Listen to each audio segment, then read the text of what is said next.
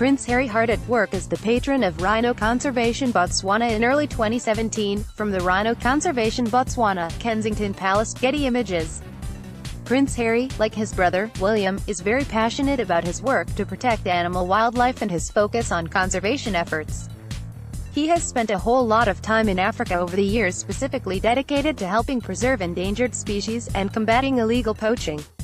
Some of these efforts have at times put him in some precarious situations, though. In Vanity Fair contributor Katie Nichols' new book, Harry, Life, Loss, and Love, she describes an incident over the summer of 2015, when Harry was spending 2 weeks working with the Rhino Conservation Botswana, where his team attempted to track rhinos in South Africa and relocate them to Botswana.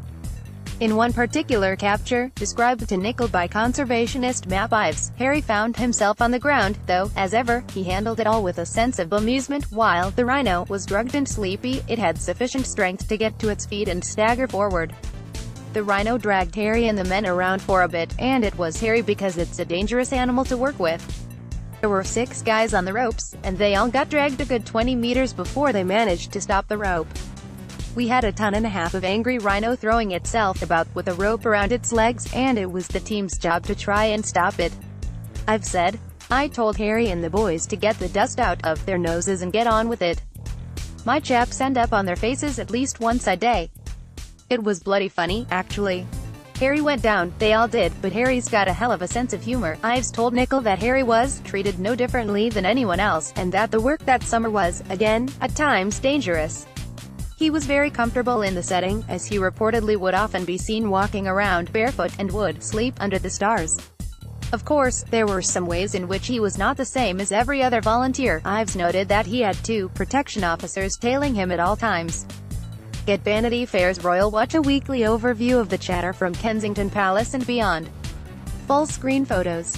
A fond farewell to Prince Harry. Third wheel begin with a shot from the royal wedding in 2011, when Harry, solo, gleeful, rode to the ceremony with some of the young members of the wedding party.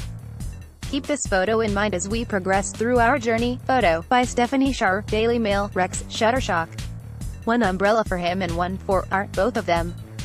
Photo by Pascal Lesegretain, Getty Images. How stupendous. Truly, Catherine.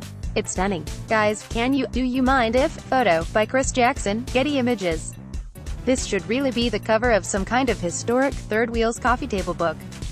Photo by Max Mumby, Indigo. This is super sweet, we have nothing pithy to say about it. Photo by Chris Jackson, Getty Images. Someone get the red-haired prince a cool little red air horn thing. Photo by Chris Jackson, Getty Images. Remember that first picture of Harry in the carriage with the bridesmaids at Kate and William's wedding?